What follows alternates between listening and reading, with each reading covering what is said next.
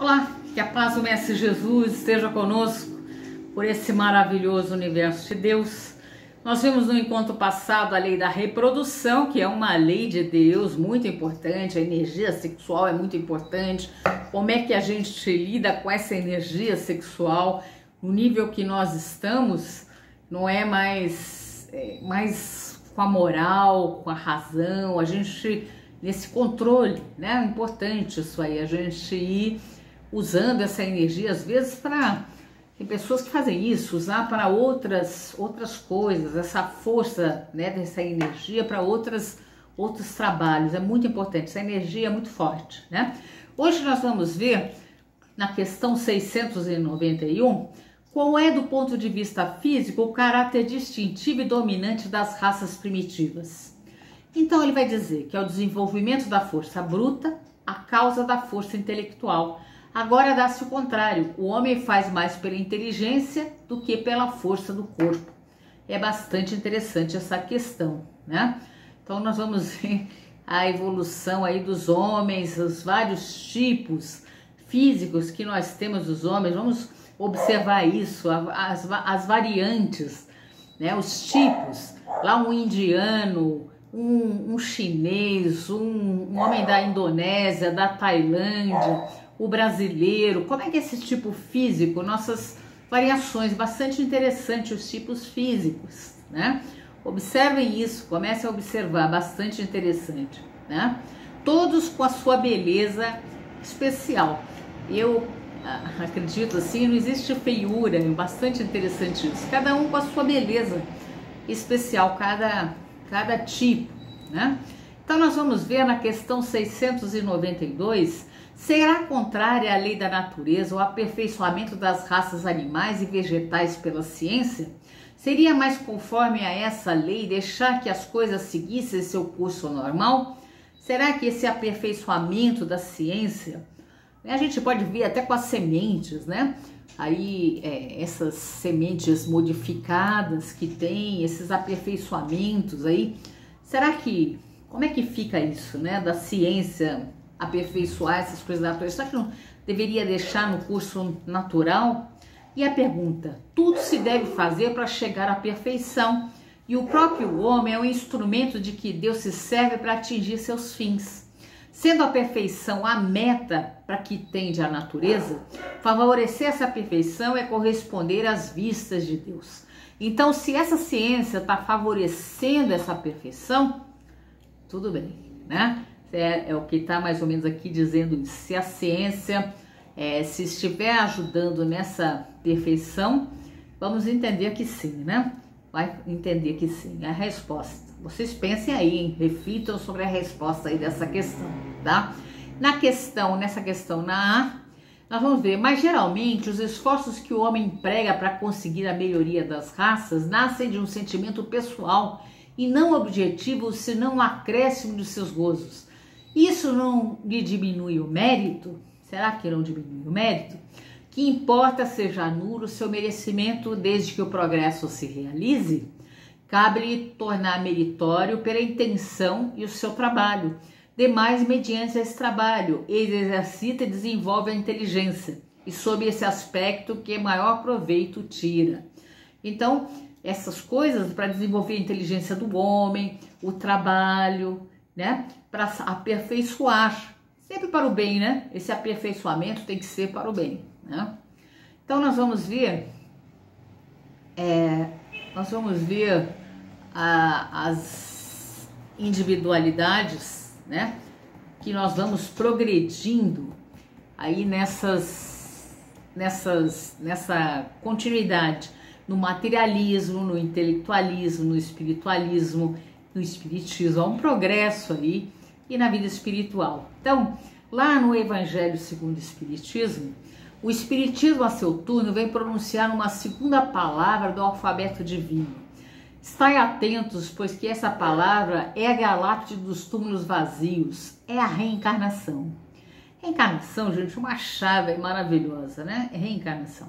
Triunfando da morte, revela às criaturas deslumbradas o seu patrimônio intelectual. Já não é o suplício que ela conduz o homem. condulo à conquista do seu ser elevado e transfigurado. O sangue resgatou o espírito e o espírito tem hoje que resgatar a matéria, o homem. Então, essa evolução, o processo de amadurecimento psicológico do eu e do ego, que eu estava falando antes, né?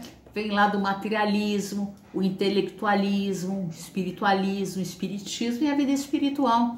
Essa linha, né, que o homem vai buscando, se aprimorando, tá?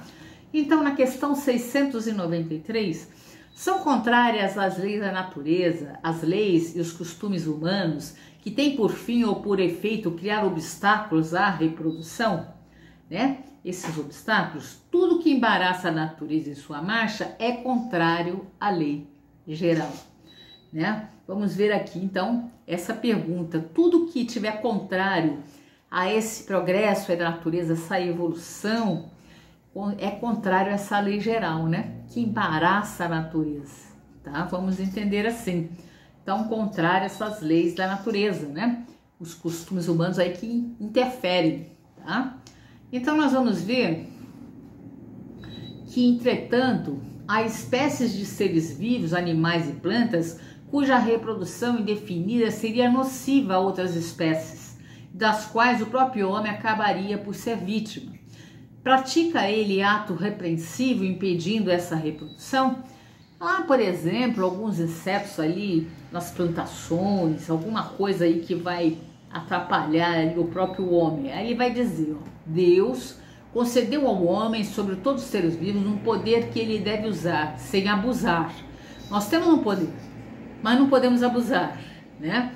Pode, pois, regular a reprodução de acordo com as necessidades. A ação inteligente do homem é um contrapeso que Deus dispôs para restabelecer o equilíbrio entre as forças da natureza. E é isso que distingue dos animais, porque ele obra com conhecimento de causa. Mas os mesmos animais também concorrem para a existência desse equilíbrio, porquanto o instinto de destruição que lhe foi dado faz com que, provendo a própria conservação, obtenha o desenvolvimento excessivo, quiçá perigoso, das espécies animais e vegetais de que se alimentam.